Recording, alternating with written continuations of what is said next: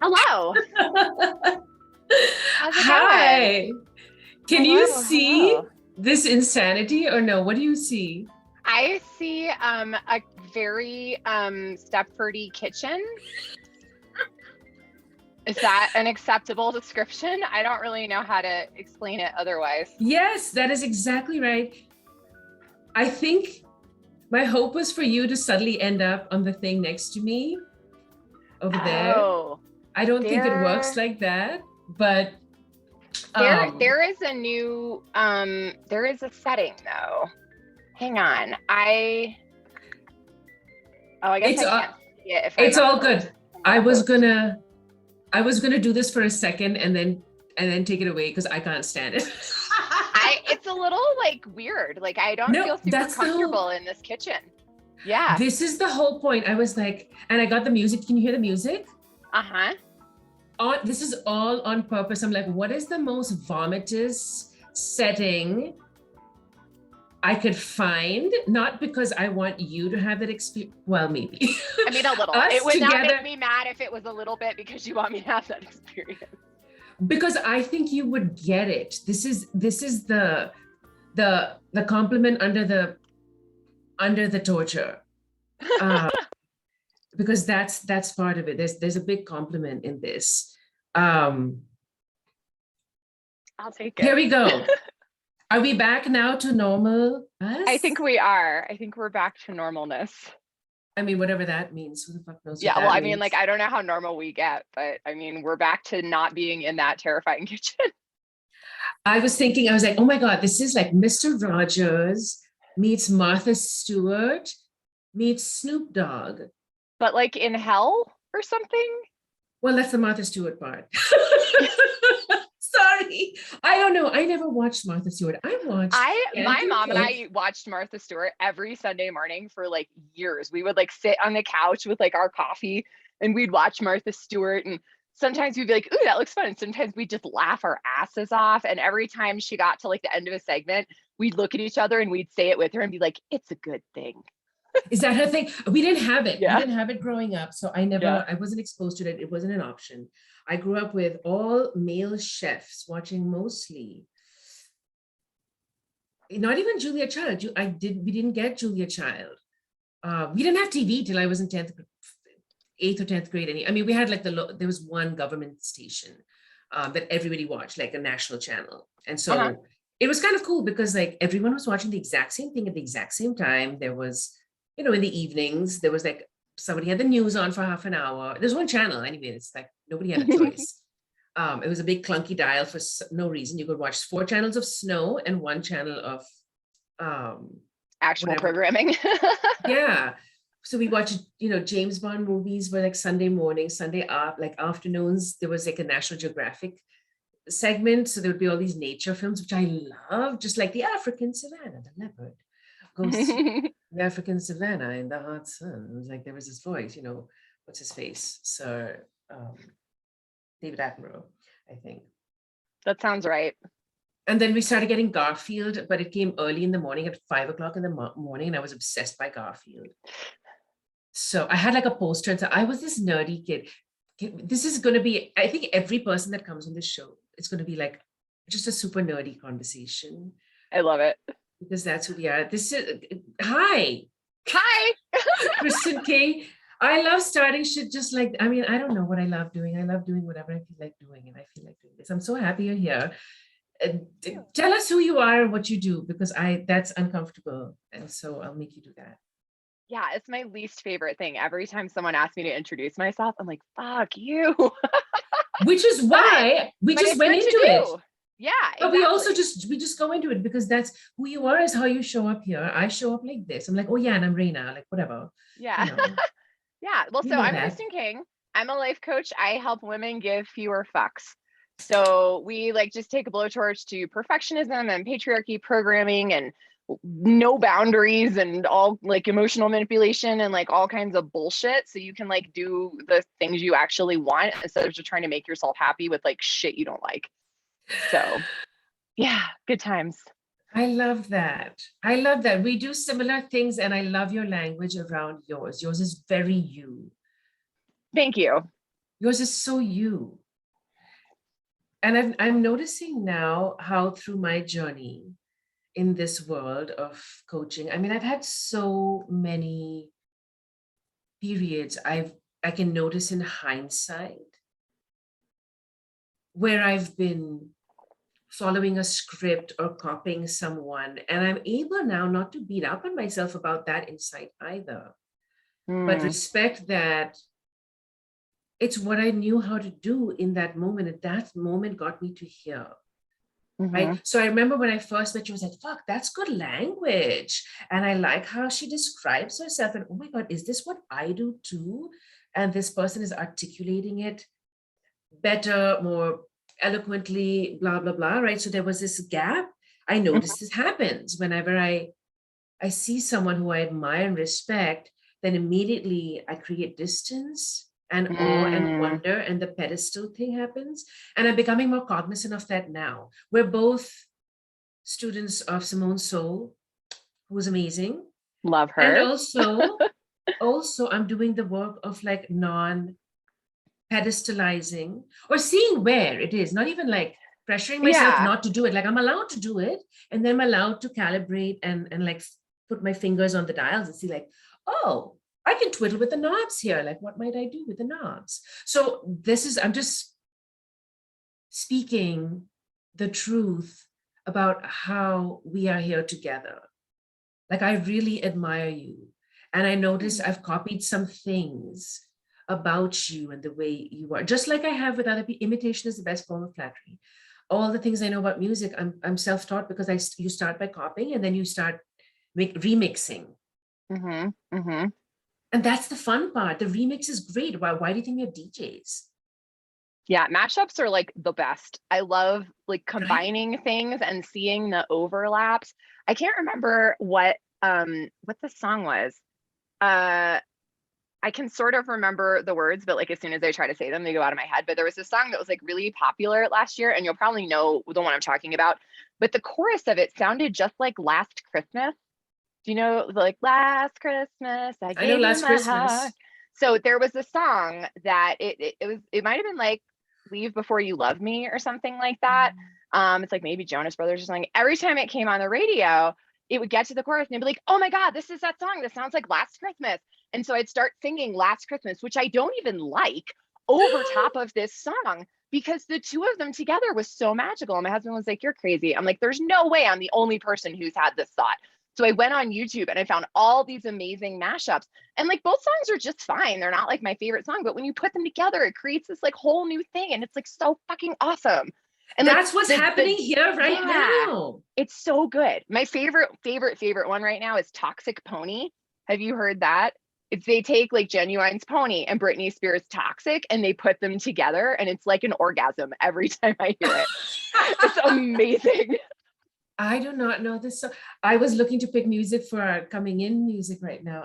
This is the first time I've done it for this. You could add that later. It's so good. Put that shit in I'm not gonna. It's so good. I don't do show notes and I don't do editing later. I'm gonna go like comment any place this is posted to be like, here's the link for Toxic Pony. Toxic Pony. I'm not great at keeping up with things. It's very interesting. I don't follow regular news. I don't check the weather. I don't know what's like popular in the music world. There's lots of shows and actors and people. I have no clue about it. I've created for myself a very intentional kind of bubble of living where the information that needs to come in comes in. I hear about, I get news. I know what's happening in the world as much as I need to. And I also know things that are happening that most people don't know that I pride myself on finding. There's a whole other world of news that I am privy to, that I feel like I am the messenger of that world. Right? What we see is just one world. We think it's the whole thing, right? And this is where I want to ask you, actually. I don't have a set of, like, I don't show up with questions or anything. I'm an in the moment person, and I guess that's part of what I like to teach, like having people be in the moment. So many people say, right, this idea of thinking what you see is the whole picture, right? With the news, it's very similar, I imagine, with the people you work with, the people I work with, think that the way they are is the only possible way. But also the way Yes. they are is fine. It's okay. Like, I am not in a position at all of wishing, like, guilting people into thinking however they are in this moment is somehow wrong or bad or unacceptable. They're very good at doing that themselves. That's Yeah. Well, that's the thing is like I'm not sure most of my clients do think the way they are is okay. Most of them think that they're like trash fires or something and they but like that want is me the to only fix way, them. right? Right. And but But that's they the think only this, way they yeah. can be. So Mhm. they just have to like make their peace with it. Right. And like I'm not here to make you feel better about feeling shitty. Like I'm here to help you not feel shitty anymore by making your life how you want it. So, but Mhm. like one of the things that happens with that, because people are really sure that this is the way that it is that even though it's something they don't want, they'll like double down in like arguing to keep it, even though they like literally like hire me to get rid of it. Like one that comes up all the time is like, I have to do everything around here. I call in lots of people who think they have to do everything around here because I thought I had to do everything around here for so long. So like I know it when I see it. And they know it when they see it. So they come in like that. And I'll be like, you actually don't. The reason you are doing everything around there is that you keep doing everything around there. So if you want to stop doing that, then stop doing everything. And they're like, no, you don't understand. I'm like, no, you actually are the one who doesn't understand here. Because if you don't want to do it, you are not required to do so. They're like, you don't understand. Like, we'll have this conversation a lot. So it's like they want this other thing, but they think they're like not allowed to have it. And it's like only for other people. And there's a lot of like tension there that is really, it's really juicy. And that's where like all the good stuff is. But it's like, it's really fascinating to watch people fight so hard for the thing they say they don't want. Fascinating. And I do it too, like all the time. What is the moment like when the light goes off in their head that they have a choice where they thought they didn't? Like that it was unavailable in the universe, like it's not an option to suddenly like, wait, this is an option. Because that's a very profound, Mm-hmm. singular moment that you cannot force anyone into. You can, it is an experience. Yeah. To me, this is a psychedelic experience. I talk about psychedelic states of mind a lot because they're Mm-hmm. available to us at all times. But it's like if you have tunnel vision, psychedelic mind is like a rainforest mind. It's like a mind forest. I think of it like this, Yeah. right? This brain I call like the mind forest brain. The neurodivergent brain is actually much more available easily, naturally to this space. In fact, sometimes the space is where we get lost because we don't know how to come back from it, but it's fine. And then there's like the normie brain, I think of as a tunnel brain, where they're very good at like going forward in a repetitive way ad Mm-hmm. infinitum. But if there's a blockage, they're like, there's nowhere else I know how to go. There's nowhere else. So they're blocked. Mm-hmm. And I feel like where we come in is simply taking off the blinkers or the blindfold, which is Mm-hmm. terrifying because they're holding very tight to it. It provides a sense of security. So Yeah. I get that. There's Yeah. safety in the walls. So it Yeah. makes sense they would fight it. It's terrifying. And it is what has kept them safe from probably very long ago. The parts of Mm-hmm. them that are holding tight to that wall have learned that it is not, it's scary out there. So it has become essentially unavailable to them. And yet, when it happens, the relief comes from the familiarity of, like our universal consciousness has always known, all is available infinitely to us at all times. Yeah. Right? So it's that, and that's a very specific emotion that it's kind of like being reborn. So to have someone there holding you through that, like, fuck, this is scary and liberating all at once. Like the process of birth. I mean, birth is like the most fucked up, amazing, miraculous thing. Yeah. Because at once you are being given life and you're being cut off from the source. What the fuck is that? That's what happens with broke people. It's a Yeah. mind trip. Yeah. It really is. And it's like the like moment when it happens is to like it's like just so like universally beautiful. And it's very hard to articulate, but there's this thing that changes in them where like suddenly like there's just an energetic shift. I work with all my people on video, so I like actually get to see it. But it's like there's suddenly an energetic shift, and it's like they like suddenly get younger and they suddenly get lighter, and it's like in an instant, and they're like, oh my God, it's like this like holy shit moment. And it's kind of like, I love that you brought up birth, because we've used this analogy a number of times in our conversations. It's like I am like the midwife for them to like birth this new version of themselves. And like a lot of times they'll come in and they're like, okay, like I'm not sure that I can do this. Like, I'm just going to let you like tell me, like, you're the professional, like you just tell me when to push, I'll push, whatever. But then they get into it, and there's this like primal survival thing that takes over. And on the one hand, they're like arguing that this is not possible. And on the other hand, like they're not leaving until this new version of themselves comes out, because like it always comes out. And so in the moment where they are fighting the hardest is like the transition period, and like the ring of fire right before like the baby emerges like from the birth channel, if they are coming out that route. And like so many people when giving birth will like back off of the ring of fire, because that hurts like a bitch, man. Like I had unmedicated vaginal delivery for my first twin, and then I had a C-section under general anesthesia for the second one. So that's like a whole other story. But I remembered I have twins. Yeah, they're 10. They may very well walk in here while we're chatting today. So you can meet them if they do. Or I'm teaching joyful marketing tonight, so you might meet them then too. But cool. In any event, yeah, so like there's this moment where it's like the worst part, where like the head is like coming out, and it's like the worst part of it. And people will back off and back off and back off. And when I got to that moment, I remembered what like my like birth teacher person had told me, that was like, it only lasts for a couple seconds, and if you just keep going, it's over really fast. But what makes it take longer is people back off of it. So I got to that point and I was like, okay, I remember what Heather said, and I'm just going to do this. And so I just like focused, and I was like, this is the worst part. It's not going to be worse than this. The second baby's smaller, like everything's going to be fine.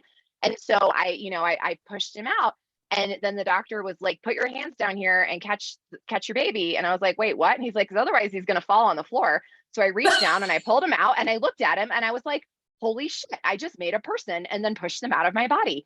And like, that's the face that people are making when they get the moment that they realized, okay, that part sucked for a minute, mostly because I was resisting it so hard.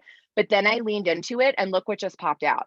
It's this whole other universe that's available. It's like in a movie when they like walk into a dark room, like in like National Treasure or something, which is like the best, worst movie ever. I know you don't know a lot of these things, but you should go look it up, because it is delightful and awful and so good. You'll watch it a million times. But they walk into this like big cavern and they flip a light, and then the lights just keep turning on down this like whole room that's like the like 10 football fields. And like watching someone's face when they see that is that moment when they're like, oh shit, it doesn't actually have to be like this forever. And it didn't even have to be like this for as long as it has been. I just didn't know it. That's the moment. So there's two moments. There's the birthing moment, and then there's the hitting oneself over the head. It's like, what? This was actually much easier than I thought. Why didn't I do this sooner? Like those come right one after the other. One after the other, like almost immediately. And then the marvel of like, and I can keep doing this? And I can do this on my own for myself, should I choose to? And I can do it with others because it's enjoyable, and I can want it, and I can have it. Like all of that happens like very fast sometimes, but I think sometimes it's so fast that the person may not realize it. And I know for me, I'm becoming more and more cognizant of being able to call out those specific moments, which means slowing it down into the present, which is also kind of an infinite state. My fire alarm is fucking annoying the shit out of me. It's been doing this blip thing for a couple of days. So give me 1 second. I have to do a very noisy, I have to poke it with a stick. And it would be very loudly once, and it'll go off for about 7 hours maybe. The guy's been here a few times to try and fix it. And I suspect I know what's wrong, and it might be the electrical circuits of this house. So I am also an electrical engineer in my spare time. I do a lot of this kind of stuff. troubleshooting for people whose job it is to troubleshoot for me. Anyway, so one Wow. moment, please. Okay. I like it. I don't mind outgrowing my teachers at this point. It's like, I've just taken Sure. it. That's a roll. 1 second. Press. No, it was fun to hear that loud beep. Thank you. It went off yesterday. I was falling asleep. I was so tired last night. And I fell asleep like watching a thing, which I think you would really appreciate. Actually, I thought of you first and foremost. I don't watch a whole lot. I keep saying that, but then occasionally I'll like, because I'm picky, I'll watch, I'll find something, and I somehow have a nose for this stuff. I'll find the weirdest, most obscure thing, only that and only that. Like, I don't know the normal stuff. It doesn't hold my interest. And I don't watch a lot. So I want to make sure like I watch exactly only the thing I really, really want, or else nothing. And I've realized I've been doing this a lot in my life. You can speak to this probably a lot also. In the last 2 weeks, I can't even tell you how many uncomfortable conversations, uncomfortable, difficult, sweaty conversations that I've initiated for things that are like occupying energy in my life, that have been there for a while. And suddenly I'm like, it's kind of like a KonMari process. I'm like, wow, I have a lot of like energetic shit. That's not terrible, but it's kind of like, it's like little leaks. Now I'm getting like cognizant of the leaks. Like the big holes have been showed up, and now I'm getting like more like discerning about the leaks. It feels more artistic now and less firefighter, like more like, I want a little, right? A little more space over here. I'm doing this thing. I've been doing this thing for years. I've changed a lot as a person, and this thing isn't doing it for me anymore in the way I want. And I'm not like, I don't need to push all the rocks up hills. I don't need to do everything.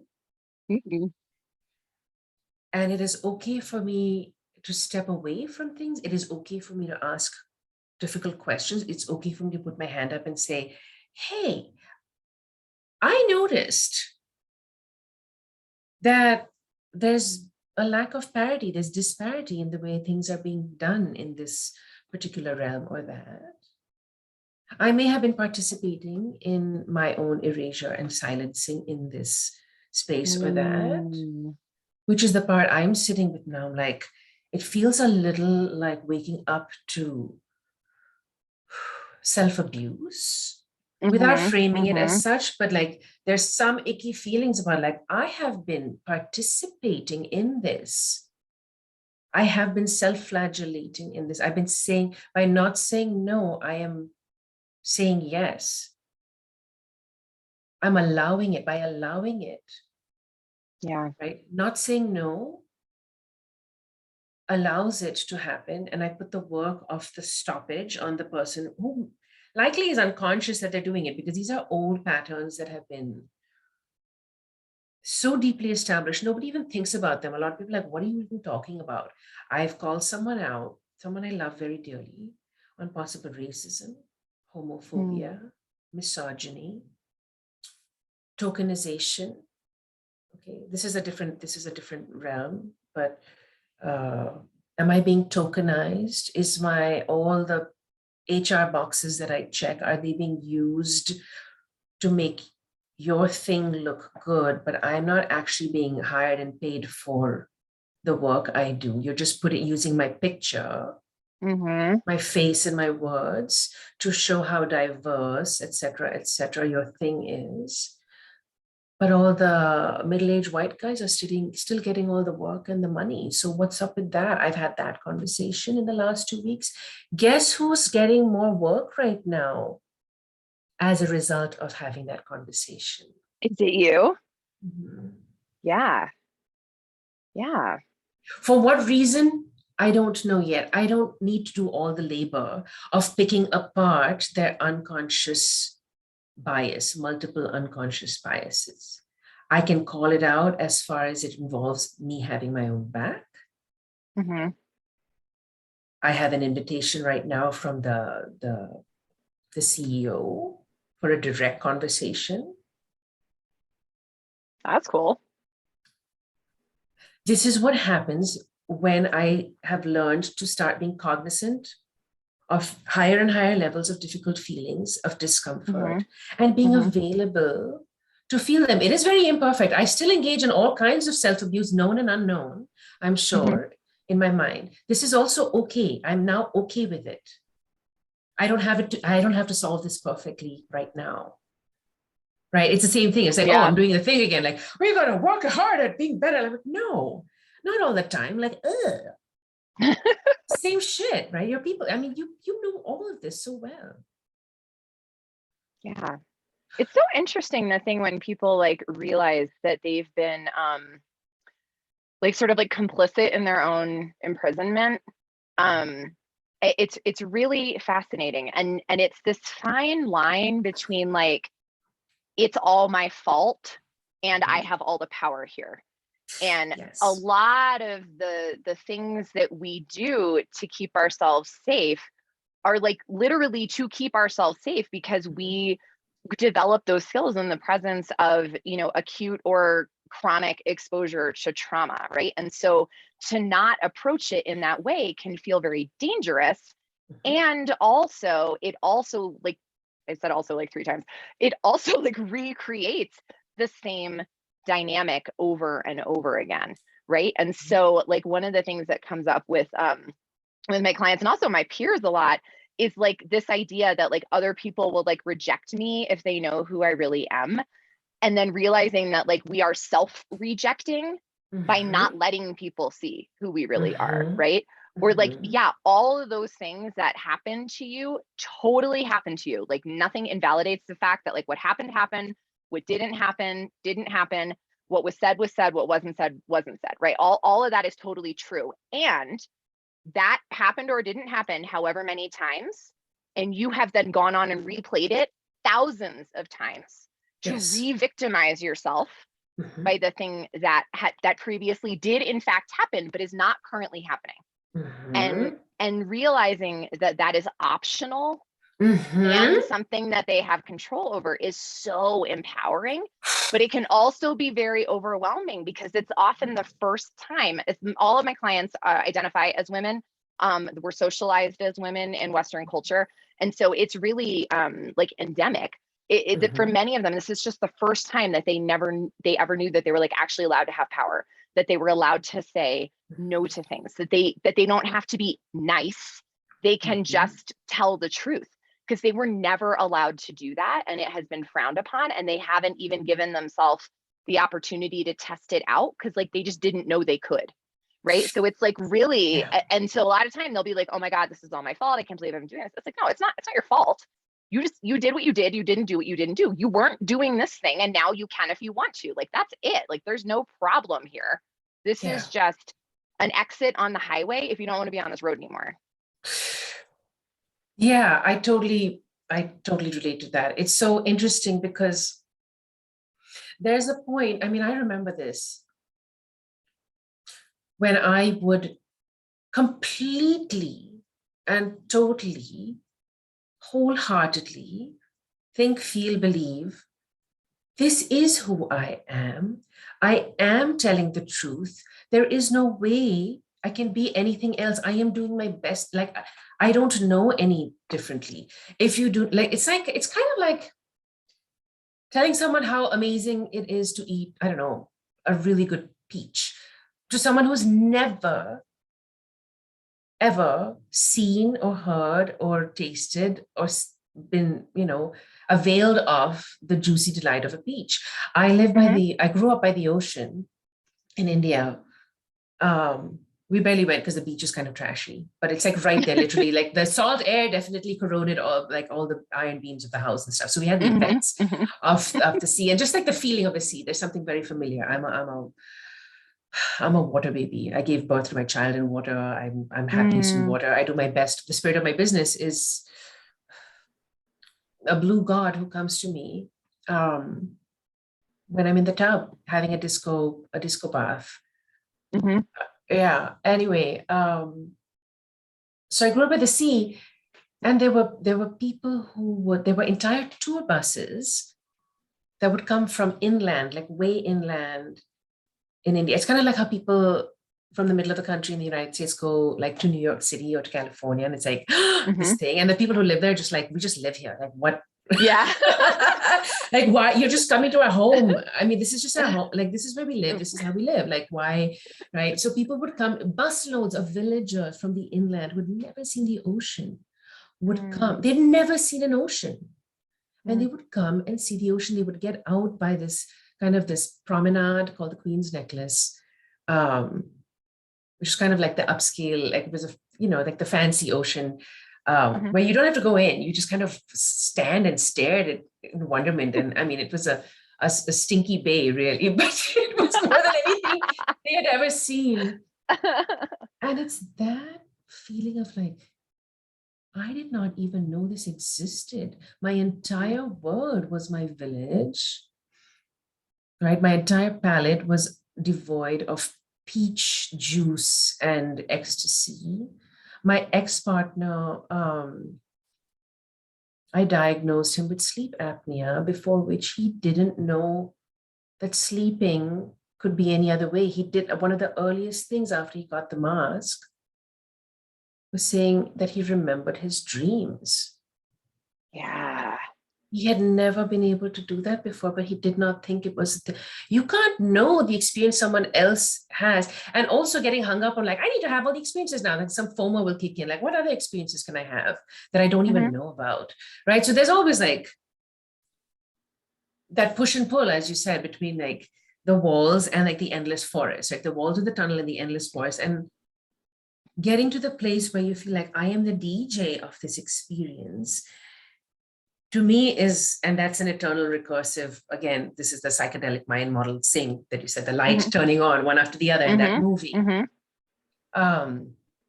It's the same experience where feeling all that power all at once can be crushing and overwhelming in its own way.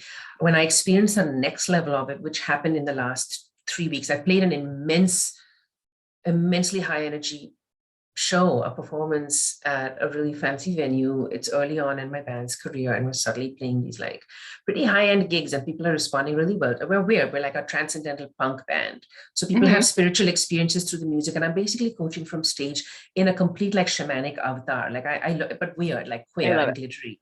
Yeah, it's like thrift store shit, but like elevated to like super high, like supernatural level, right? I couldn't sleep for 3 days after that. I slept maybe 7 hours, and about 65 hours was the last calculation that I did in snippets. And I was just laying in the bath, taking care of myself. I knew what was going on, right? It was like, this is next level nervous system shit. Yeah. And I was full of creative ideas. A friend was like, are you very anxious? I'm like, no, I am exploding. I was orgasmically exploding constantly with creative ideas. And at one point I broke down crying, understanding my participation in the squashing of this power and at my overwhelm at the monstrosity of it. It is an immense amount of power. And we socialized as women have not been allowed to even experience it. It has been taught to us that it is not available to us. It is scary, it is dangerous, and it is not for you. We don't even know it is a thing. And so to all at once have the body experience of what that power can feel like.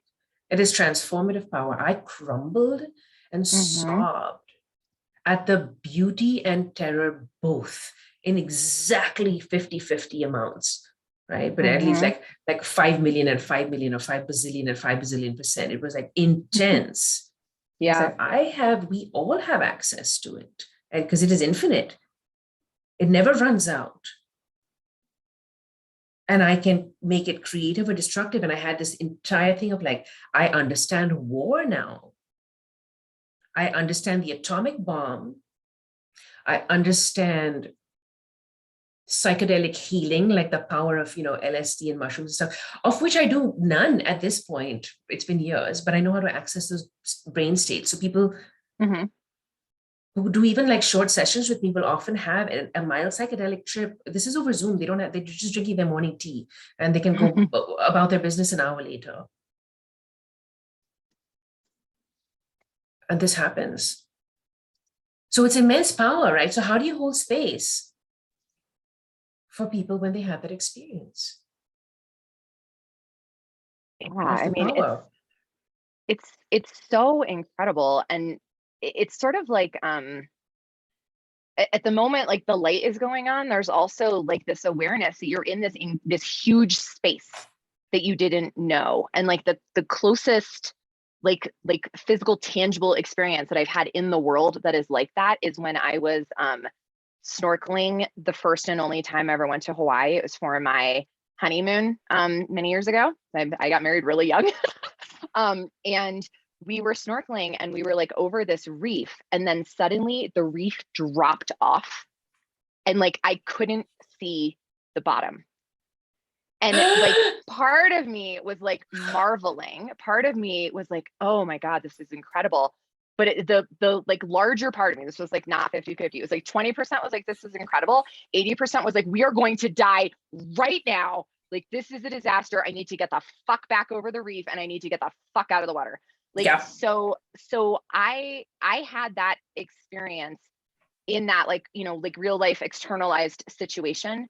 And then when I've had different like realizations in my life that were more of an internal experience, like I actually can quit my job. I actually can marry someone I just met. I actually can say no to this opportunity. I actually can do these things. Inside, it like feels the same way, but the proportions have like shifted over time, right? So for me, when this is happening for them, I am just very present to what they're experiencing, but I take part of me to that place where I remember what it felt like and what I needed. And I just send that energy to them while they're processing. And sometimes we'll talk about it. Sometimes I'll share a story about some of the ways that's happened to me or other clients to kind of help them feel like, yes, this is normal and this is what's supposed to be happening right now. Like your brain is just like rapidly reorganizing and it just takes a minute. So like we're just going to be with it, and like there's no feeling that's wrong, even though it feels really wrong. Like, I'm here, I got you, I love you, this is perfect, and we'll just stay here however long you need to. It is, And like, my friend calls this being a drug caddy. Yeah. You're carrying them, you're the guide, you're the trip guide. Yeah. It's a wonderful role. It's a deeply intimate role. It is. It really is. And like I will feel so connected to them when this is happening. And this is like a little bit of a digression, but it comes up a lot in this particular situation. When I was a kid, I used to have a lot of like precognitive dreams. And I still just like know stuff about people that I like have no business knowing. Like I just get these like intuitive hits. And like for years, I didn't really think about it. Then I started like telling people about it, and they were like, that's weird. I think like, you know, maybe like the devil's involved or something. You should like not do that. And I was like, oh, well, I have to be good and like approved by everyone. So let me not do that. I should go to church more or something. So I like kind of like turned it off. Right. And in the last couple of years, I've been, you know, drawn back to this like connection with the universe, this like spiritual thing, this like intuitive stuff. I don't really know what to call it. Like a lot of people call it like woo woo. Like I don't really care. I don't know what it is, but like that thing. And like when we're in these moments, I'll just like get something, like I'll get a word and I'll be like, you know, sometimes it's kind of like this, and I'll say the word and they're like, oh my God, that's exactly what I was just thinking. And it happens a lot. It opens up so much like energetic availability and energetic connection in them when they're having this, and to just like meet them in a connection it is very intimate, and it is very powerful, and it's a very like I don't really know the right word for it. It's like a heavy thing, but not in like a bad way, right? Like I take it seriously without like it's like an honor and it's like a responsibility, but not in a way that feels in any way weighty. It's like an awestruck It's kind profound. of It sense is, of that. yeah. Yeah, it is It's, really yeah, it's profound, profound. and it's really powerful, and it's really meaningful. And so it really does feel kind of like a religious experience when that happens, because they just got like a whole new creation in themselves at that moment from the universe, and like they're in it, and it's just it's so wild. So I don't know if that even like answered your question. I don't know what my But it's question like was. to just like step into it, like it's just you just got to be in the space with them. That's how you hold it, That's how right? you Like hold it's it. just it's so amazing. I have this image as you were speaking.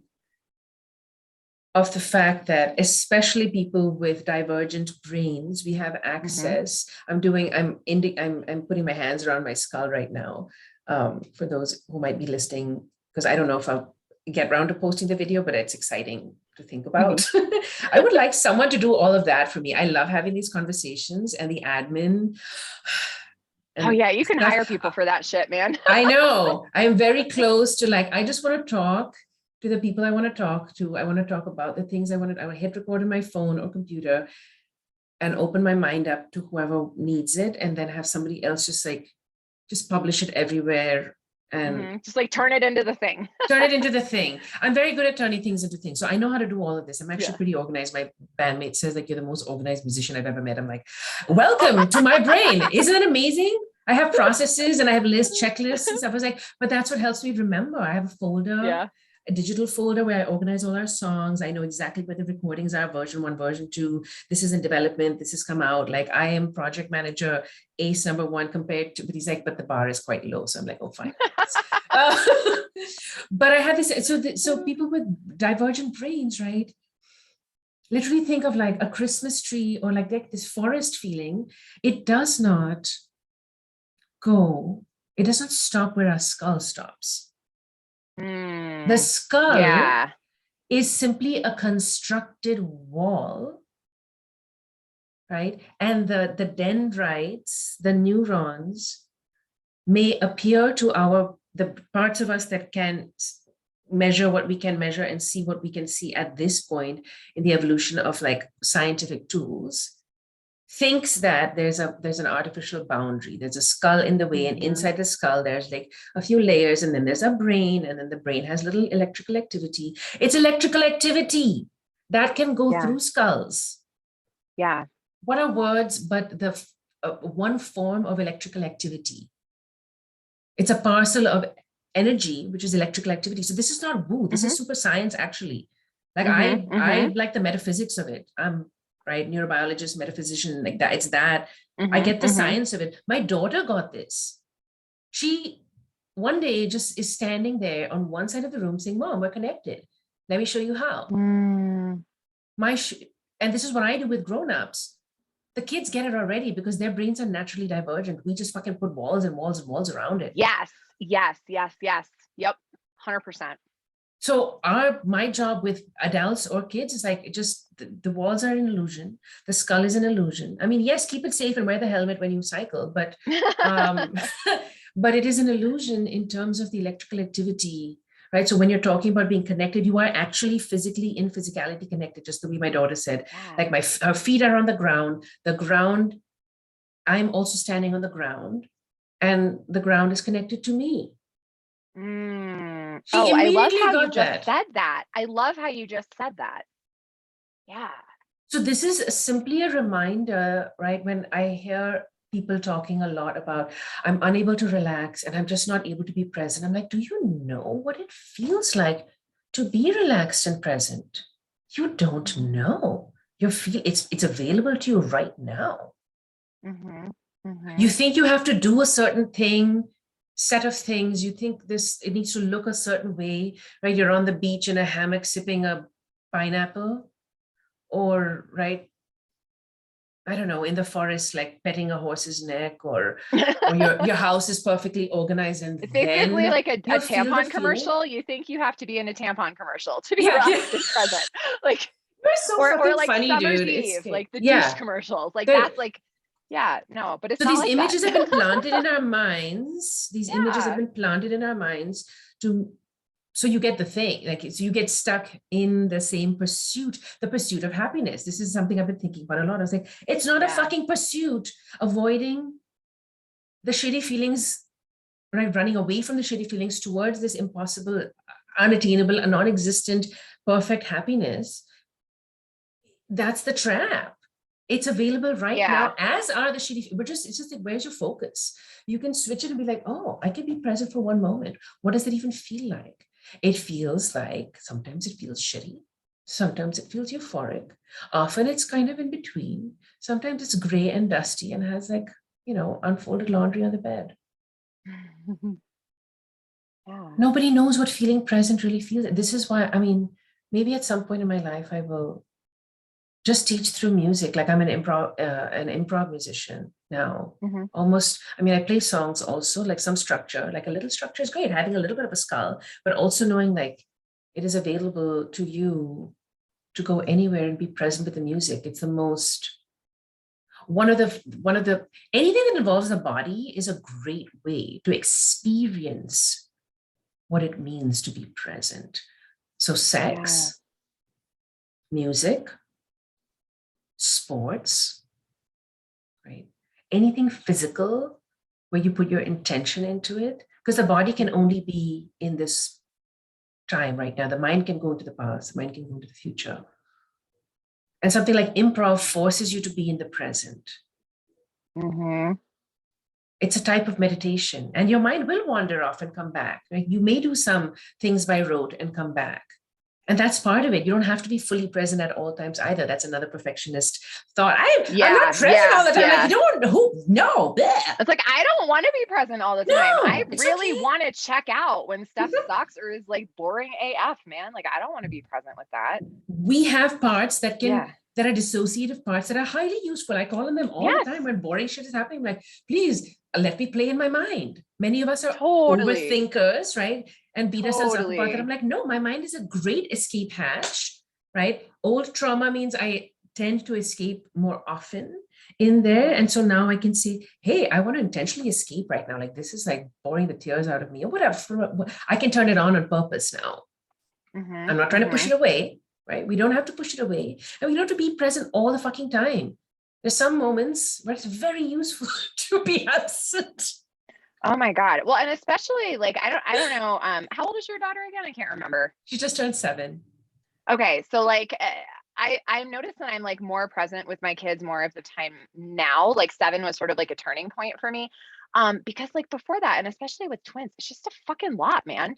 And like the ways that I survived like 18 months to like 4.5, because that was the first 6 months was like a nightmare. Then from like 6 to 18 months, it was pretty good. Then it was like an absolute train wreck from like 18 months to 4.5. Then it got better again. I checked out for a lot of that time because that was the only way that I could like do the things that I needed to do. So I would just like go, I'm like, my body is here caring for the children, saying the lines, like doing the things, changing the diapers, making the food, you know, providing the supervision, whatever. My body's here doing all of those things. And like 25% of my brain is required to make sure that that happens correctly. So that's here. The rest of me is like not here. The rest of me is like has run away to like a beach in Fiji or someplace, like literally anywhere but here, where like no one is talking to me or touching me, right? Like that, like that was an essential skill for me to have. And like a lot of times people will be like, well, like it comes up a lot with like people pleasing as well. People like try to keep the peace. I'm like, look, man, if you're in an elevator alone and somebody like walks in with a gun, like I want you to be a master fucking people pleaser. Like there's nothing fundamentally wrong with this because that shit will keep you the fuck alive. Yes, right? yes, and like compartmentalization and dissociation will keep you the fuck alive, and it'll keep your family alive. It keeps everybody alive. So we don't want to like not do it. We want to be really good at it to where we know when we're doing it and we can do it selectively by choosing it rather than having it be the only thing we know how to do. Because then when we can choose it, we get like much better at it and it works better. And that's where just the ability to make a choice to like name it and then say yes or no to it, like that's fucking huge. That's the power switch. That is the power switch. This is in BDSM terms, right? Which I find just very useful. I don't actually engage in most of those practices because they don't do much for me physically, but mentally I do. I love the thoughts that come from this world are very, very interesting. They've opened up so much for me because what changes? People are like, oh my God, people like being flogged and hit with paddles and they must hate themselves. I'm like, the thing that changes is the consent, the power in your yes and ability to choose is what changes the experience fundamentally. That's why it's not gaslighting, choosing a different thought, choosing an experience that some might see as like inflicting pain on the body, but it is by consent. And in that consent is the euphoria. In the consent is the power. In the consent is the pleasure. Yes. And in the awareness, right? It's a consent, the aware consent, like you have to be able to choose it. And that changes. It's not about the experience. The experience is just the circumstance, right? In the CTFAR model, it's just a circumstance. Yeah. The pleasure is in the power. The pleasure is in the yes and no. That's all that changes. You can people please all fucking day long. There is no problem. Perfectionize all day long. I am obsessive about stuff, but not in a perfectionist way. Like, it delights me. I'm like, how might I do this differently? Or how might I do it better? Or fuck, that was dumb, right? I do that to myself too. And then I laugh about it. It's okay. I engage in voluntary self-abuse. And it's great. Fine. Yeah, but like, if you sign up for it on purpose, like have at it. Like I do that too. Yeah. We had so I just got back from this camping trip. I don't know if you saw any of the photos that I posted, but so we went on this camping trip. It was a drive to this area in Arizona called Antelope Canyon. It's in a town called Page. It's near to that's a couple hours from the Grand Canyon. And the original plan for this trip was that it was going to be a 9-hour drive. We're going to knock it out in one day. We'd have like 2 days there before this race my husband was running through these beautiful canyons. It's like a fucking dream. And then we would just like, drive around and do stuff and whatever. So that was the plan. And then what ended up happening was that there were a lot of, there was like snowstorms coming through. I live in Colorado and we had to like drive south and west to get to Arizona.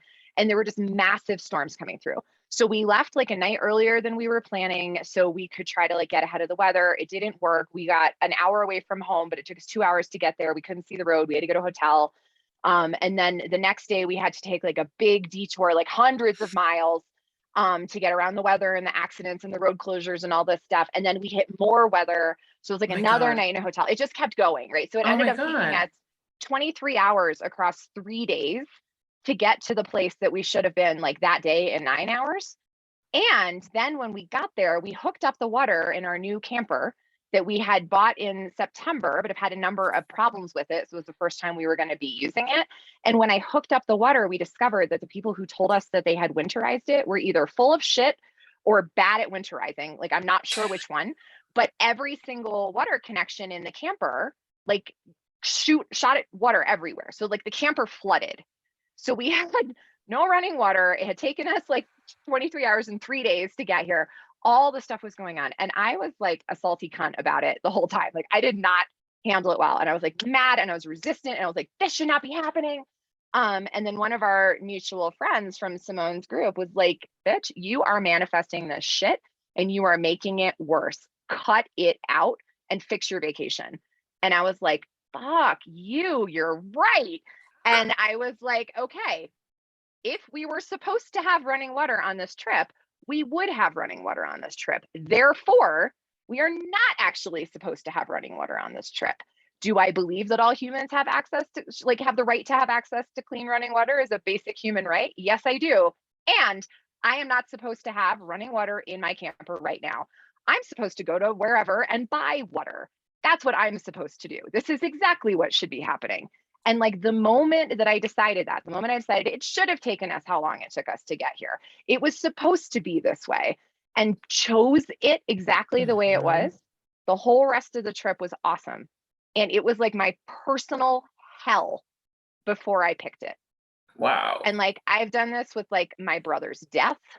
I've done this with the relationship I have with my father. I've done this with choices I've made or things that have happened in my career. I've done this with like the way the world is right now, and like nothing around me changes, but my entire life changes every time I make that choice. Right. And like that is it. Like the euphoria is in the consent, the euphoria is in the choosing it, and the suffering, so much suffering is in the resistance. Because this may not be the thing I would have picked for myself, but this is literally the thing that is happening right now. And to suggest otherwise is simply to deny reality, and that is incompatible with like how our brains work. And that's why it feels so terrible when we just say this is what's happening. Then we can deal with it, right? And like that is like no one ever taught us that, right? Like no one taught us what it's like to be present. No one taught us what it's like to go into our bodies and listen to these things. That's why so many of us start to like, figure it out, like in our 30s and 40s. We've had a little bit more time, we've met more people, like we start to find this stuff, but like no one fucking told us. No one told us. Along the way, I would argue it's the patriarchy, like social systems have like weaponized self-care to keep us miserable by putting it as something you must pursue that is located outside of you. And if you're not feeling better after a pedicure, there's something wrong with you. You should probably get some medicine to fix it, because that's self-care. Don't you know that's self-care? And so it's your responsibility to find the self-care that works best for you and then to feel better about it. And it's going to cost you a lot of money. And if you don't do it, it's one more thing you suck at, right? Oh like my God. Weaponized all of this shit. It's like infuriating. And I get to choose that that's what's happening, and I get to choose what I do with it. And so I choose to like show people that that's what's happening and give them the off ramp, right? So it's optional, and you can opt in or you can opt out, but now you get to opt because you can see it, right? And that's the difference. I don't care if you want to stay with, this guy, or if you want to keep that job, or if you want to keep drinking exactly the way you are. I'm just inviting you to opt in if you want to opt in, or opt out if you want to opt out, because then all the resistance to it goes away and you get to have your life. It's so good. And it's so, on the flip side of it, it's like, it's so easy. It can seem easy, but also there's not like a pre-side and a post-side. It's a continuous process. Yeah, it absolutely is. And it's one of those things, it's simple, but it's not easy. It's not easy. Yeah, it's simple. Because we don't know how. Like if you know how to ride a bike, riding a bike is both simple and easy. If you don't know how to ride a bike, it's simple, but it's not easy. It's terrifying. Right? Like, yeah, like I've never in my, like I did not take calculus in high school. I didn't take trig. I didn't do any of that stuff. For people who took those classes, like they know how to do it. For them, it's simple. It may or may not be easy, but for me, I'm like, I don't even know what that is, right? Because I just didn't learn. And in that case, I'd opt out. Like I don't choose to. You don't have to know everything that's knowable just because you could know it, right? You get to pick and choose the things you're interested in. And you don't have to change everything that's changeable just because you could. You get to keep all the stuff you want. You get to get rid of the stuff you don't want, and you get to pick everything that you choose to keep. You get to pick it. Like there's not like a right or wrong way, but there's no one ever told us that. No one ever told us that. And I think there's a part of me that I get overwhelmed by too much choice. Less so now, right? So I can choose which things I give myself lots of choices in, and which things I prefer not to have too much choice in. I can even choose that level of experience. Like some things I do not want to have to choose, right? I just give me like the same shampoo and the same soap over and over again till I die. I just don't, I have very few things, right? This is, my house is like kind of a weird like sanctuary kind of feeling. It's almost like it's very empty. In ways that I prefer, and like there's little bits of mess that like I'm learning to live with, but it's kind of womb-like in its sparsity on purpose, and festive in little pops and bits on purpose. And some of it is just not on purpose. Some of it is just like the mail just piles up, and I'm the kind of person who like leave some mail things to the last minute, and then I will do it all because I have to. I wish you need could a deadline. See right now my desk. I'm like, okay, I got to do the life insurance thing. I got to do this, and I know I'll get to it eventually, but I just put it right in front of me so I don't forget. Same. And like I like a good deadline, for something. Yeah. But I got 2 days left before my parking permit expires. Guess who did the thing today for the parking permit? How long has it been sitting in the mail? 2 months. I had 2 months. Yeah. It's okay. Procrastination, there's a reason for it also. Some of us with like these kinds of brains, I like a little bit of a wall, like somebody else put the wall up for me. I don't want to build all my structure myself all the time.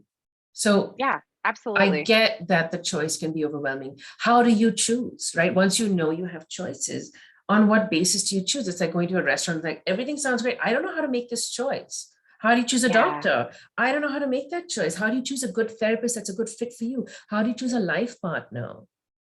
Right? Or partners, or partner of the moment. Even I did a thing yesterday on this podcast because I'm trying to like experiment with just freestyling my thoughts, because I do that anyways.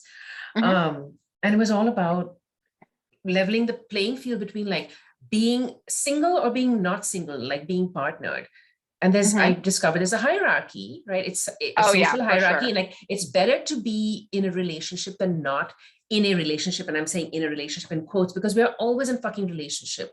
I'm in a relationship Yeah. with the earth, with the trees, with myself, with music, with my house, with the ground, with you, with my family, with all the people in my friends and other communities. Like I am constantly in relationship. So this one idea of like being in relationship means this, somebody that lives with you, that does half the chores and pays half the rent, or and then like sleeps with you when you want but doesn't harass you when you don't, and blah, and till death do us part and all. And that's better than being single. God, like that's just like the ads you said, right? For the vaginal. It's another way that we've sort of like weaponized like normal human experiences, is that you have to do them in the ways that are like socially acceptable or they don't count, and there's something wrong with you that you have to atone for. And it's really I've been noticing it coming up a lot with a lot of the legislation that's been happening around the country related to transgender kids, for example, and like you know, the ways that we can talk about things. It's another way that certain types of relationships have been weaponized, and a lot, you know, it's largely control, but not a small part of the control is that we only allow and support the things that also tie into like capitalist practices, right? So if you're like, you know, like living that single life or like living that poly life or whatever, like, are you gonna buy an engagement ring? Are you gonna do the flowers and the Valentine shit and like the proposals and the promposals and all of these things? Are you gonna participate in that system? Oh, you're not? Well, let me make sure you know that you don't belong here, right? And that's what the hierarchy is. That's so much of it. That's not 100% of it, but it's a large portion. It's a lot. I mean, it's everywhere. I look at storybooks. I'm like the two you know, bi gender family with the two kids of also of different, like a boy and a girl, and there's a mom and a dad. I'm filling out forms the other day for something. My registered my kid in art class, and it's like parent number one and parent number two. Even that, I'm like, okay, like it's very deep. There's always two parents, right? Often it will say the mother and the father. I'm like, I'm kind of in between. I don't fit anywhere. In my kid's school, I'm the only one I know. There's a couple of other possible like single parents that are known, but it's very, you're not, it's not a known thing. It's not an outward thing unless I organize like the group of the people who want to identify as single, as queer, as non-binary, as fucking artists, as we live a poly-ish queer artist life. The people I hang out with in community, their lives look very different from pretty much everybody else on the playground. So what do I talk about, right? Yeah. I make myself belong if I want to, but I also, it's kind of, there's a freedom in just being able to like disengage and walk away because I don't have to. I don't get invited to a lot of things. I am also okay with this because none of them are actually very interesting to me. So in a way, the marginalization, whatever you call it, the intersectional being on the fringes and edges of all the things has its benefits. You're like, no, I got bad practice, sorry. Yeah. Well, you know, you just said something really interesting. So many people, and I love that you said this. It's like they're like not that interested in you, but they're not that interesting to you. So like it's no problem, right? But like, here's the thing: we spend so much time because we're like acculturated to do this. Is that the right word? Acculturated? I think so. We're like, you know, socialized. If that's not the right word, we're socialized to like make sure everybody likes us. Right. Yes. And so we spend a lot of time making sure that other people like us and we like forget to think about whether we like them. And this comes up so much in my clients because they are like almost every single one of them identifies as a like perfectionist people pleaser, right? So they're trying to do it right. They're trying to get the approval, they're trying to get the award, they're trying to like convince people to agree with them or whatever. It turns into this like control thing that's like, you know, not super effective or fun for anybody, but they are so worried about like making sure that this person still likes them after they say no, or like this thing or that thing, still likes them enough, thinks they're a good parent, thinks they're a good friend, thinks they're put together, whatever it is, that they never even consider if they give a fucking shit about this person in the first place. Right? Like they just care about being liked by everybody. They just care about being liked. I have this like racist neighbor across the street who like they live here part-time. I'm in a ski community kind of. It's like up in the mountains, like a very small town. And they only are here like, you know, a couple weeks here and there. And I had texted her to say, hey, your parking area is empty. I don't know if you're planning to come up. Could I put my camper over there for a couple days? Like I'm happy to pay you, but the place I normally store it is like they're under construction, so I can't get it in. The other place doesn't have a spot for a few days. Would you mind? And she wrote me back and she was like, I'd be happy to let you park there at no charge if you're willing to take down your Black Lives Matter sign, because you have no idea this. So I know, I was like, you have got to be kidding me right now, but thank you for letting me know what I'm dealing with here. But she's like, you have no idea how hurtful it is to people who have friends and family in law enforcement for me to walk out the front door of my house every day that I'm there and see your sign on your house.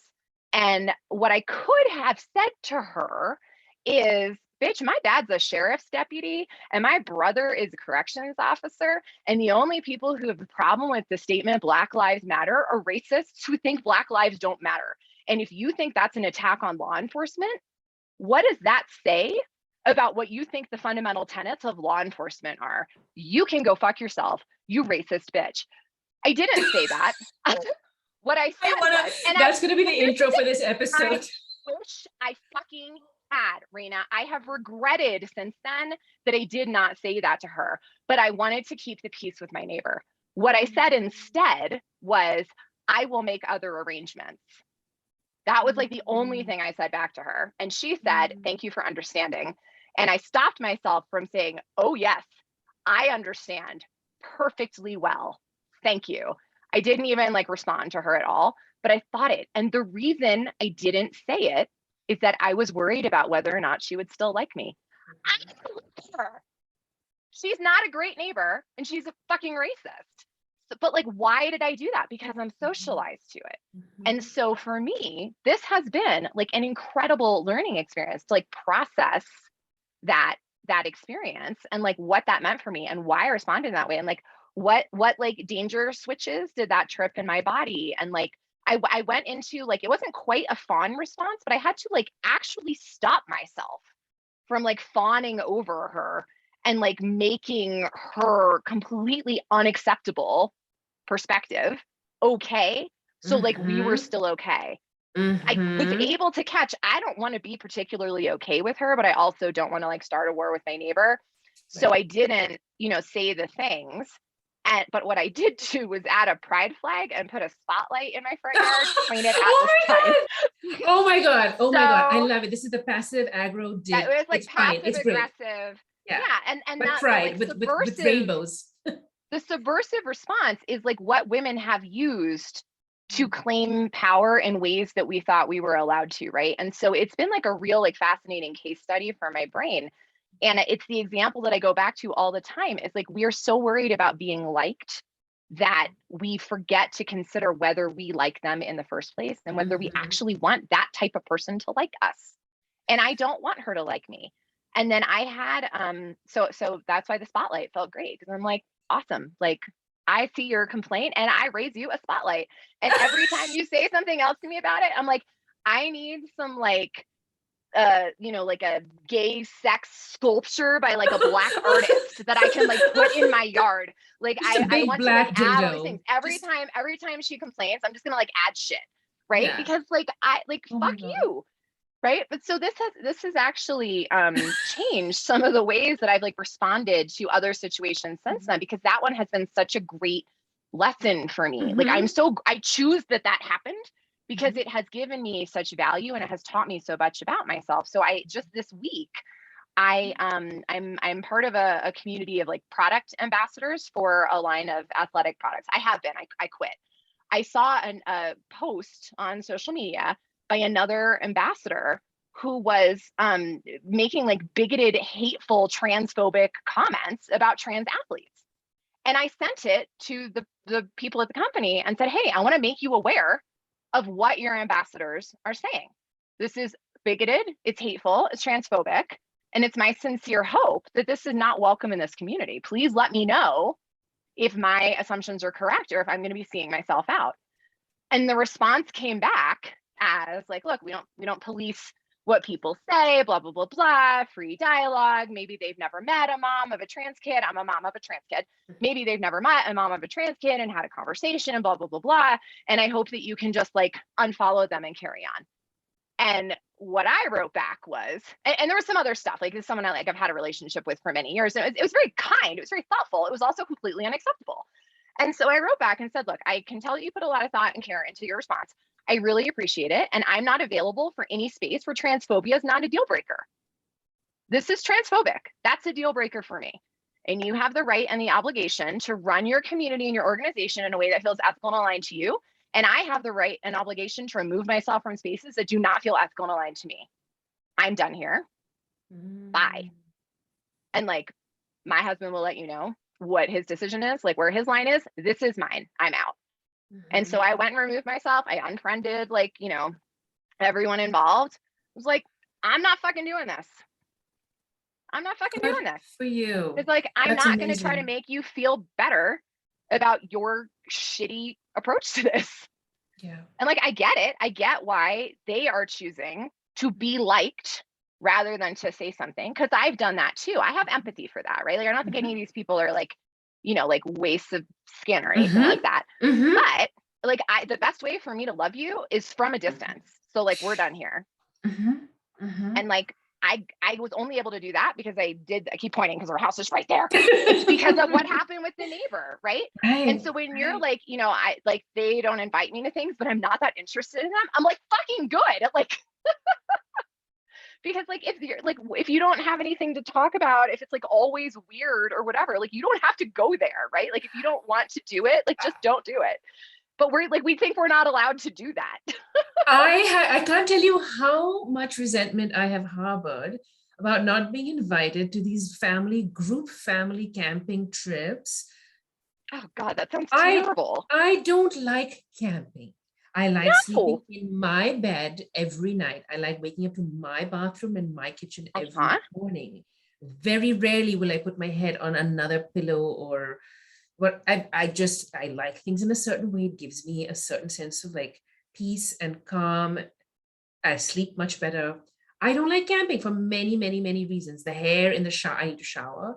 And there's like in the shared thing and the bright lights and the hair in my toes. I'm like, and the bugs and all this. And these are trips in which hundreds of dollars are spent just on snacks and packing. And like, it's so much stuff and it's so much waste and it's so much effort. And yes, the kids have a great time.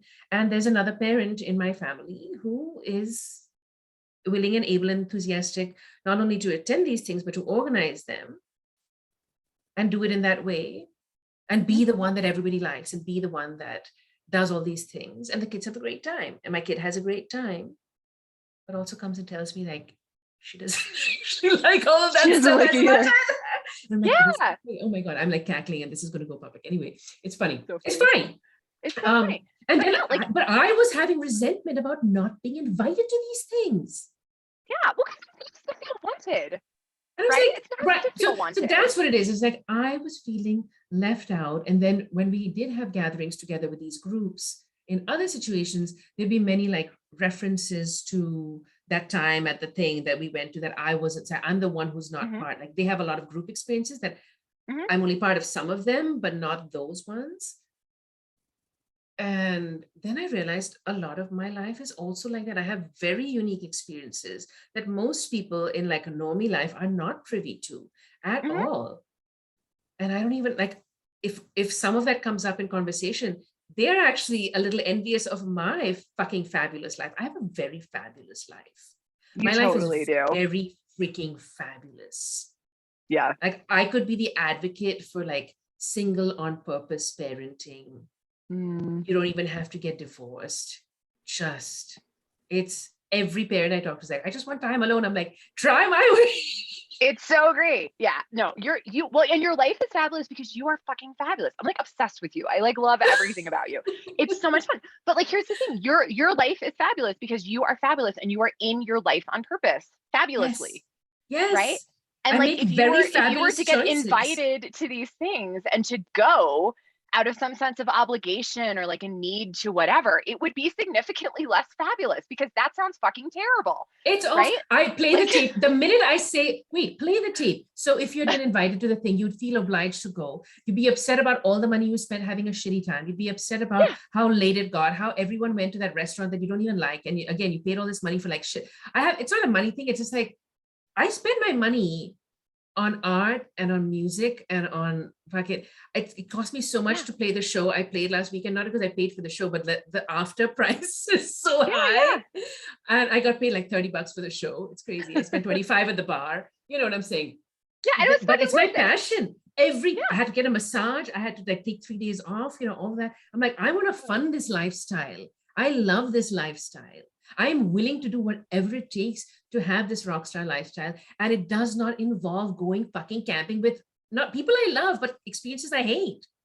Yeah. I don't need to do I'm sure that. they're like lovely humans. There's like a dud in every group, right? But I'm sure they're like generally lovely humans. I love but like them. it would just not be fun to do that activity. Like, I don't want to do that. So people like invite me to a concert. I'm like, no, I hate them. I don't want to go. Thank you for inviting me, but that's a hard no. Hard no. And I'm like, now I feel so free. I'm like, I don't even have to do the work of saying no, but I will do the work of saying no if I need to do the work of saying no, because I've played the tape through. I'm like, would you actually enjoy this? No. So this like full body fuck yeah is my driving force now. It's like I've cut out an artistic collaboration that I had for 6 years that I'm still in the process of grieving, but it is no longer working and fitting with my life right now. I started kind of dating in the last couple of months, but I got bored of it very quickly. And there's somebody that I saw once who's fine, lives up the street, 15-minute walk away, very available, no children and any of that scheduling drama, perfectly fine with their partner. This is the poly thing. Like there was no red flags.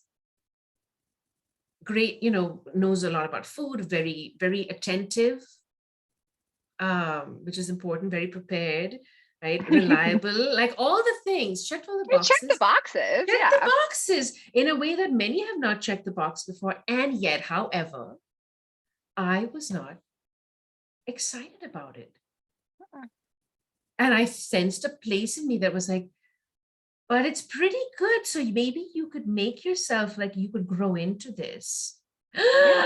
We do that so much. And I sensed it happening then. And I was like, you do not have to host and get naked with somebody out of general convenience. Yeah. Like that is not a standard I'm setting for myself anymore. Out of habit, out of convenience, because it's already there, because might as well. Like I am not in might as well anymore. And I had the conversation. I said, I'm in the music gives me more passion and joy and intimacy and connection and trust and vulnerability. Like every single thing I could have ever wanted from my own old unconscious kind of scripted buy-in to a romantic relationship or a marriage, I'm getting from the fucking music. I'm like, you gotta meet me there minimum. Meet this or beyond. Maybe we'll talk then. Maybe. And I don't need it. I committed that weekend. I committed. I'm like, right now, this is what's doing it for me. This is the standard that's been set. And it's this or my own company, which is fucking fabulous also. I fucking love my company. I have a great time on my own. I love it. I can be alone for days. I love it. So we have new standards. Like I'm sure you have new standards for yourself now, right? And every experience you have, like with a shitty racist neighbor, is an opportunity, right? To get a fucking rainbow dildo and a spotlight in your absolutely in your yard, and then say fuck you to the transphobic athletic clothing company. Yeah. Because it's how amazing. I don't want to be liked by you because I think you suck, right? But like we've had and like I can love you and still think you suck. which is like another thing that like no one ever told us. Like I had a conversation with someone, an older woman who I know, who was trying to figure out like how to set a boundary with a family member. And I was like, look, like I love my dad so much. And I even like really like him. Like he's so smart and he's like funny as hell. And like we have so much fun together. We have a lot of really different perspectives in life. And that's why we don't talk very frequently, because the best way for me to love him and feel amazing about him is to minimize my interaction with him. And that's me. That's what I need to do. Like he's perfectly fine. He's living his life. He's killing it. He's a good dude. Don't agree with him on everything. Love him to pieces. And the best way for me to maintain all of that is just not to speak with him very frequently. And I used this example with this older woman that I was talking to. And she was like, I wish I had like written down what she said, because it was just like, so it startled me. She was like, how do you reconcile like cutting him out of your life or something like that? And I was like, I haven't cut him out of my life. I've just decided for myself what I am and am not available for. And if something happens that I'm not available for, I remove myself from the situation. And like, we don't know that we're allowed to do that a lot of the time. And so this will happen. I'll see this in, you know, in my friends and in my clients with like their romantic relationships, with their jobs. And they'll say things like, well, I mean, he's a good provider. It's not like he like hits me or the kids. I don't hate him. Like they'll say these things. And I'm like, okay, but like, is that like, if that's great for you, that's great for you. Like, I don't have like an opinion on that, but I think you don't actually like that because of the way you're telling me about it, because of the energy. Like I'm hearing resignation. I'm not hearing like, this is exactly how I want my life to be. And like, is that what you are willing to have your life be like? And like, how many women throughout history have been like forced into marriages where like there was nothing wrong with him. He came from a good family, right? Like all of these things. And so we'll like stay long term in these relationships that are friendships, that are romantic relationships, that are professional relationships, that are like not lighting it up for us. And we're like, we have to like numb ourselves to like not think about what else could be possible. We just know that like a bird in the hand is like less terrifying than whatever the fuck else we think is going to happen next or not. Right? Like we'd rather be in this like mediocre, like bland, whatever the fuck that's like not that bad, than like take the chance that something else could light us the fuck up. Because we're afraid nothing will, and this is as good as it gets, and it's all that we deserve. And for you to get away from might as well, after all of the conditioning and like all of the social pressure, is like fucking huge. Like not everybody does that. It is a big deal. And I was thinking the other day of all, I say this on stage often too.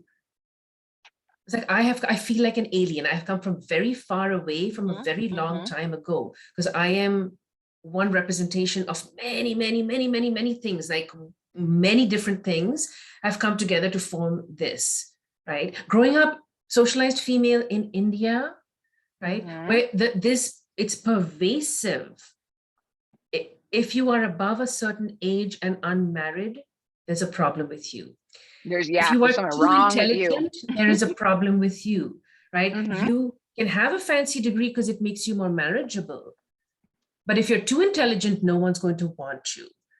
Yeah. If you are too outspoken, if your opinions are too strong, if they are too rebellious or contradictory or radical, something is wrong with you. And we will collectively as a society shun you, ostracize you, judge you from a distance, describe to your extreme discomfort about your simply being the way you are, because our comfort is really what matters. We're going to say we want you to just be healthy and happy, but we need you to do it in a way that keeps us safe and comfortable, because we cannot tolerate the feelings of discomfort when you start wobbling around and breaking free. I always have this image of like seltzer. I use this analogy a lot, where if you pour seltzer into a clear glass and you see the bubbles stick to the side of the glass, and I like watching them in the sunlight sometimes, just like staring at the bubbles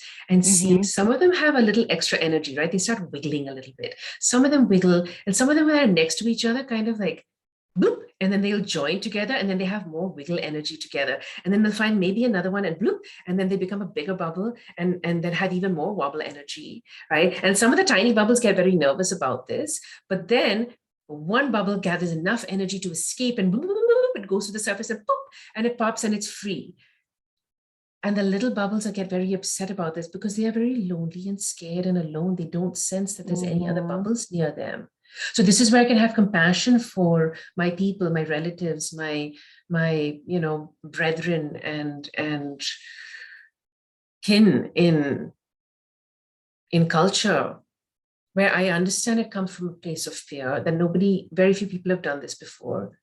Right? You must have long hair, you must be attractive, you must dress very feminine, you must smile and make chapatis and babies, right? You must aspire to a house in the suburbs and a bigger car and a second child and a pool in the back. And then we will come visit you.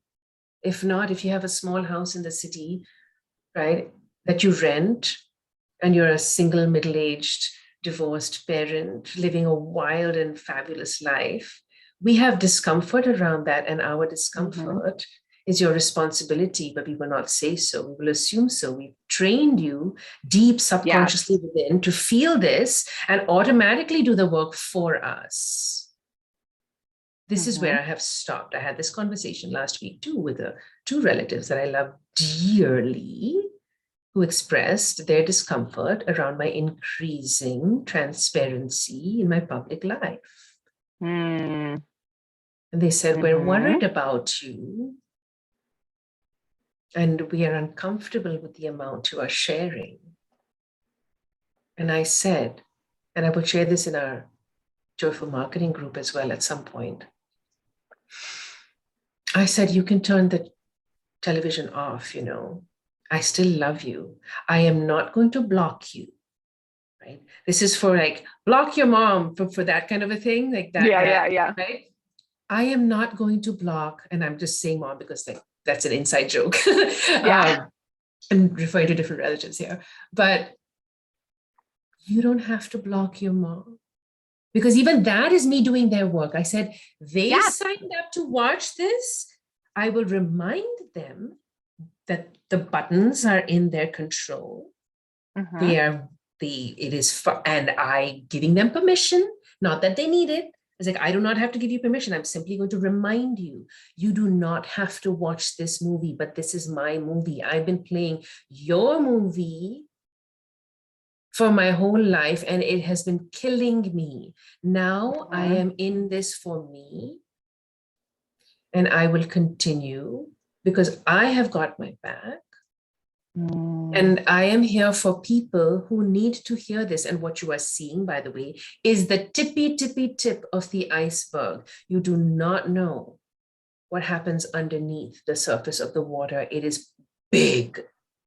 Yeah.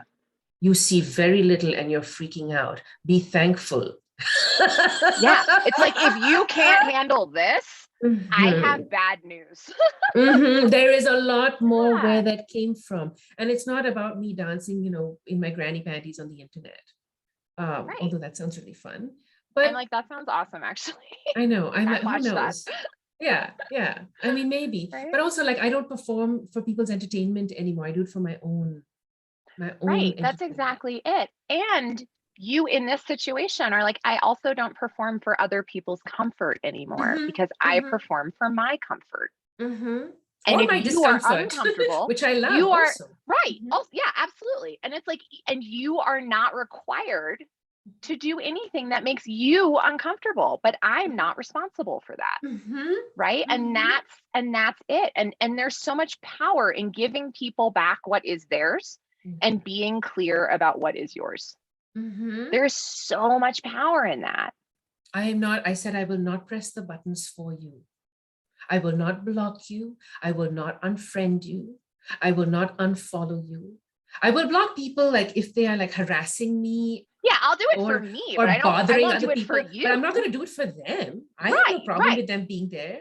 right? If you want to peep my stories and read my posts and lurk, and it's usually the lurkers who have a problem, right? Mhm. Because I'm like, that says more about your own discomfort just showing up, right? You're Yeah, seeing. I'm like, why are you like hanging out in places that you don't like and then blaming the people whose places Uh-huh. you literally went into? Like, if you don't want to be Yeah. here, leave. Like, it's my, I mean, I have an open private bedroom, basically, right? yeah, You're standing at the threshold, you can just close the door on your way out, but it's an open invite, but you came. mhm, Don't come to my fucking house party and then tell me the problems with it. Like, I'll show you the door, yeah, you know, but yeah, close it behind you. Like, I'm gonna slam my own damn door, right? yeah, So I am no longer doing that for people. I am not doing that, even that much work. That's their work. And when they do that, it's going to feel great. And like, I still love you.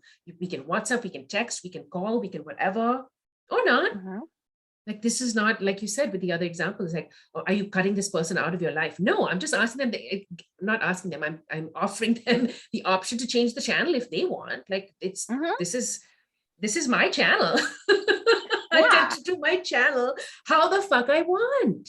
And I want yeah. it like this. Well, and it's so interesting because like so many people try, we all do this, right? To some extent, is we try to like manipulate the environment for our own comfort and like get Mhm. people to do things to make us more comfortable without the recognition that we have the power to do things to make us more comfortable. Right. And it's like it's this like weird like cultural agreement that we've all made. And it comes up in like what you're describing, but also people will be like, I'm in a lot of like women's Facebook groups. And you know, like a lot of like shared communities, and it's like mostly like moms and whatever. And people come and like post and like ask for advice to be like, we just got this new car. I love it. I'm like afraid to post about it on Facebook because I don't want to make other people feel bad. And Yes. I'm Uh-huh. like, I don't want to brag. And I'm like, why Mm. the fuck not?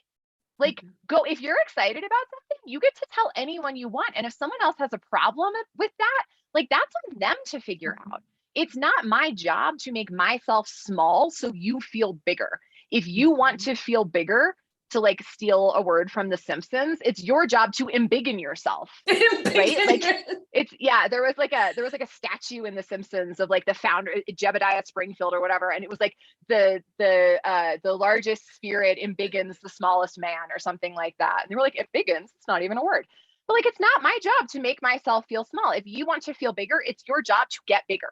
Fuck, this is great. Right. And it's like, it's not my job to make you more comfortable. If you are uncomfortable, it is your job to manage that. I'm not obligated to do, like, I can't do something to you. Like, that's fair.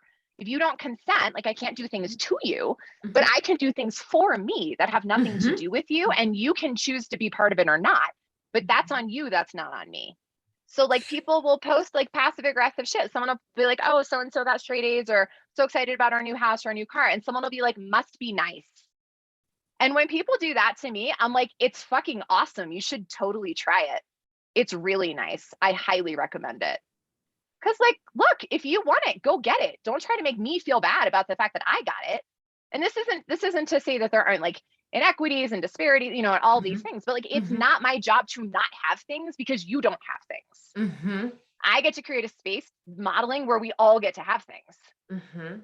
right? And I get Mhm. to stand that you get to have that. And if you don't want to Mhm. participate in that, it's fine. But don't like try to take my thing away because you don't have it. That's not how this Mhm. works, Mhm. Mhm. right? And like, and we will hold things back for what other people might think or how they might feel. And to some Mhm. extent, there's lines, right? Like there are places that we can be compassionate, we can be selective because it's like the kind, like decent human thing to do. But like never experiencing or sharing joy in our lives because someone else might be having a hard day, like fuck that. Fuck that. Mhm. No. I feel like it is more needed. Actually, I sometimes think about, oh, there's a war on, so you should not post Mm-hmm. joyful things. Like, everyone's going to be in mourning. I'm like, how are you? One, your suffering is not helping the war get better. Exactly. It is not. In fact, you're sucking more energy out from yourself and the people around you rather than filling yourself up, because you can.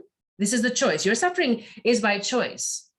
Mm-hmm. The other suffering is from war and bombs and shit. So don't It feels irresponsible, actually, when you have a choice, even though it may feel for that person in that moment as not a choice, because it's so old, it's so habituated. Others are suffering, therefore I must suffer. Or if I don't suffer, then somehow I'm not acknowledging their suffering.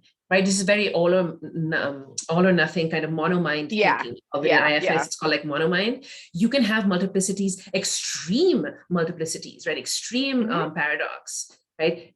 And even understand how one feeds the other, so that your joy will actually feed the system more joy, right? Again, without the compulsion of being joyful all the time. Like, feel the shitty feelings and like fucking cry your ass off for the refugees. And then if you can host someone or send food or clothing or money, do so, right? Vote down the people who made this happen, etc. And don't suffer on purpose because you think it's some noble thing in solidarity to do. No, there's no prizes for that. There are no prizes for that. But you think there is. You think there's some nobility in it, which says what about you? You're taking the easy way out. This is something you know. You're doing the thing you know so well. You're doing the comfortable thing for you, the familiar thing for you, which is self-flagellating, self-castigating, self-chastising, and suffering on purpose, because that is comfortable for you. That's a space that you know very well. It makes you feel better about yourself. It's so fucking twisted, but it makes you feel better about yourself. When you frame it like that, you're like, oh my God, that's very selfish, actually. It's very manipulative. It really is. And it's like, I have, I do want to let you know, I have like 5 minutes left because I know, I'm like, wait a minute. Like, we can talk forever. I know. I always do this for 50 minutes. Totally do this again because this is so much fun. We can have, but I have this like concepts I use to teach people about people pleasing.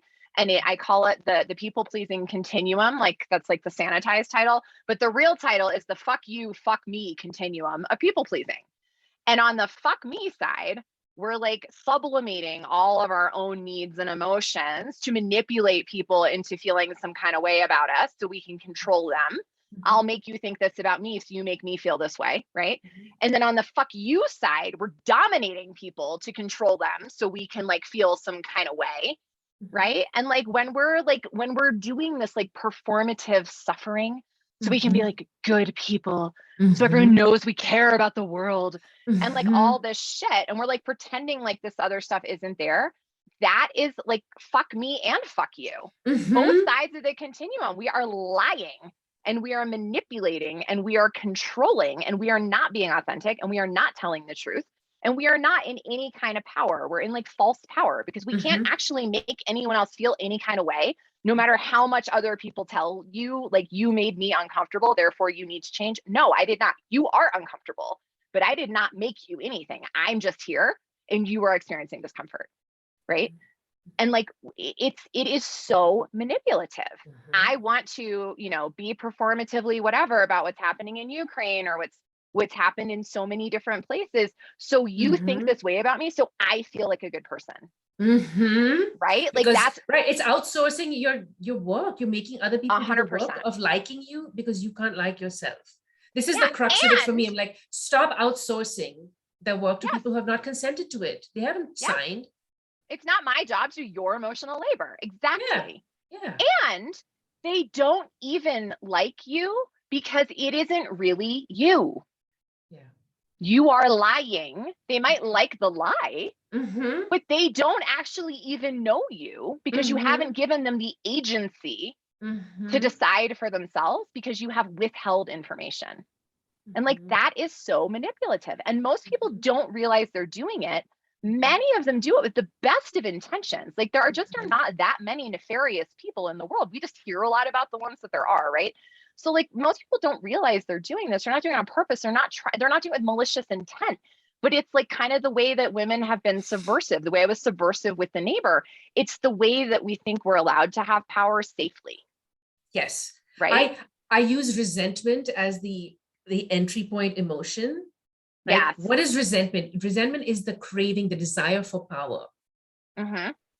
Without the desire for the discomfort and the responsibility that comes with that power. So in the moment, you could have asserted your opinion and had your say, but you said, okay, fine. So the other person had to take responsibility for the decision. And then later you get to say, I told you so, you should have listened to me, but I didn't want to assert myself and be uncomfortable and hold my line and draw my boundary. So I get to be resentful now, which is the delayed experience of irresponsible power. Exactly. And on both ends of that continuum, resentment is there. Yeah. Right? Like when we feel resentful, when we feel powerless, when we feel stuck, those are the clues that you were on the ends of the spectrum. But in the middle is the fuck yeah zone. And in the fuck yeah zone, you're telling the truth, you're saying what's real, you're being responsible for your emotions, you're letting other people be responsible for theirs. And you're also like navigating and negotiating and communicating about what you are and are not willing to do. But you're being like an emotional adult about it. So there's no resentment there. Because everyone's allowed to make their choices and everyone has the full agency to do that. So like resentment and frustration and whatever are not even a thing. Yeah. I haven't felt like that for years now. Yeah. Yeah. I have to remember what it feels like. I know it's there in my body, like the memory is there because I held it a lot. But I feel much freer. And there's still, there's always layers to uncover. So that's what we're doing. We're constantly in this work. I love this. I love you so much. This is insane. I love you so much. This was so much fun. We have to do this again. This was great. I don't know. This could be a show. This could be its own show with the awkward. We could totally do that. Martha Stewart kitchen opening and everything or something else. I love it. Thank you so much. Oh, you're welcome. Thank you. Thanks grateful. For having me. Yeah. All right. We'll talk soon. Maybe I'll see you tonight. Sounds good. All right. Bye.